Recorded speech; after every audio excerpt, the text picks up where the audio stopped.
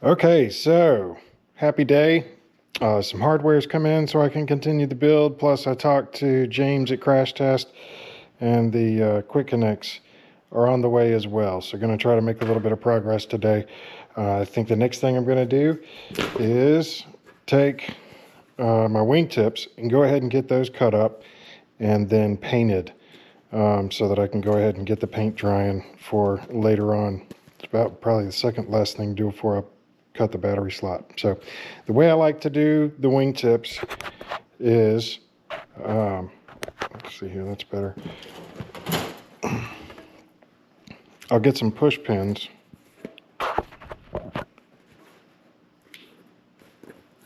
Just to hold it in place. You could do it with your hands.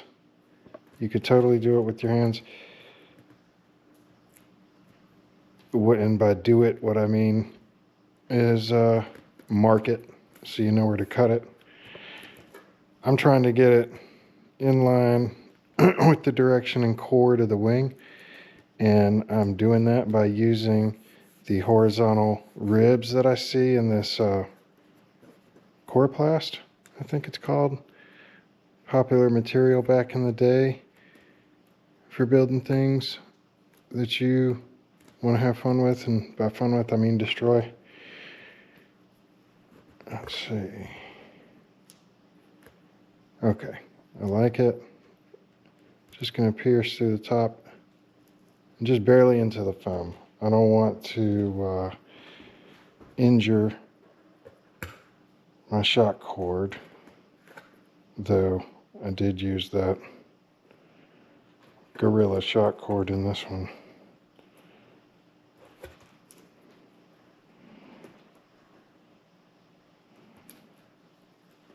There we go. All right. So now I will get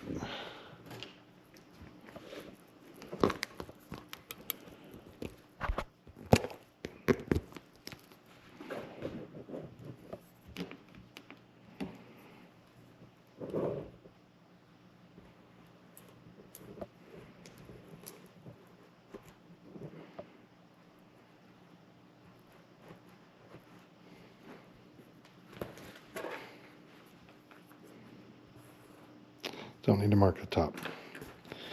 All right.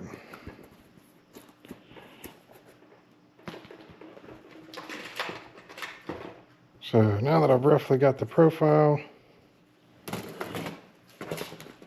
the bottom of the wing, I'm also going to add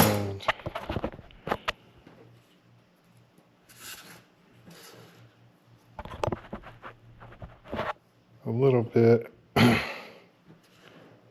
of swoop, I'm going to call it, to the back.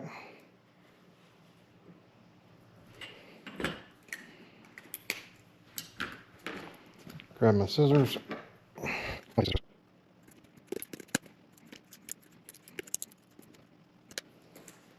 There we go. Got a wingtip.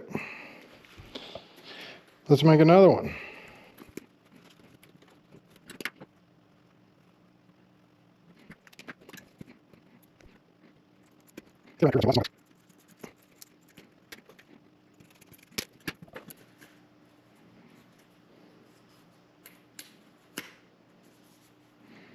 Looking good. All right. Just using an old rattle can to get these painted up. As you can see, we've got the first coat on there. This Krylon Fusion works really well for this stuff. Paints the foam pretty well too. The color I'm using. Wingtips are painted up and have dried overnight. So now we're going to put them on. Pretty easy step. Used to cut the slots in the top and feed Scotch tape through them to kind of hold them in place while they were on there.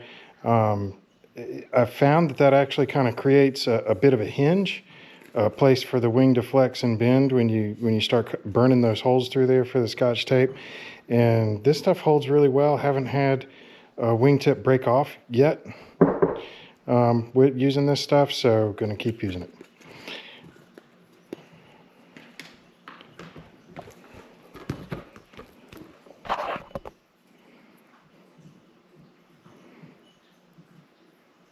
Go around the perimeter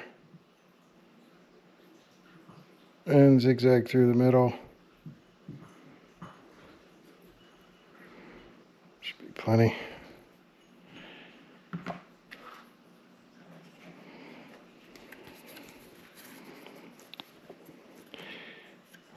So we will just put these two together,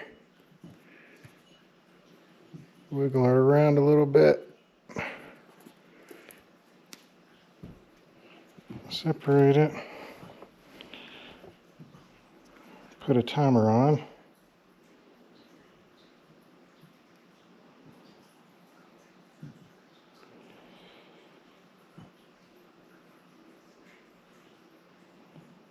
For 2 minutes, and while that's outgassing, I'll get the other side going.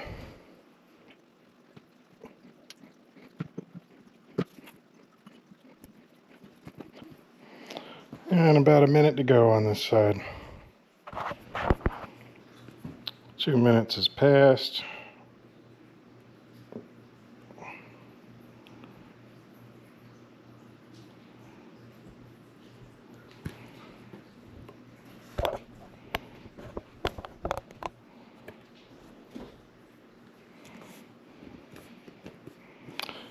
Just making sure it's even with the bottom, since I cut it for that. Even with the back, not getting any gobs of glue that might muck up my control surface. And that's on there.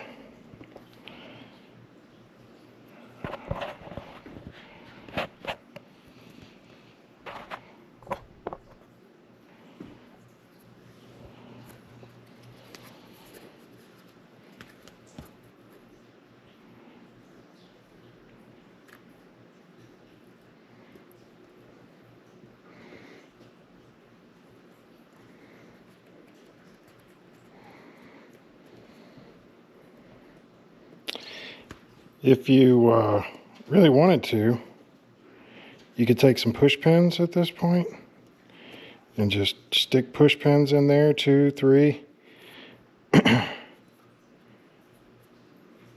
And really give it something to hold on to. I use that big fat shot cord on this one, that alligator hunting wire. And I could probably put a push pin through it, but I don't think we need to. Yep, okay, timer.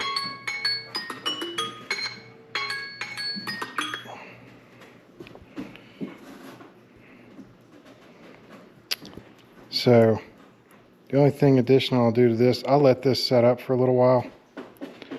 On both sides, it's really super tacky now that I left them apart for a little while. And then I'm going to come back and run one more bead of this clear contact cement across the top of both of the surfaces, make a nice little caulk, I guess, that joint.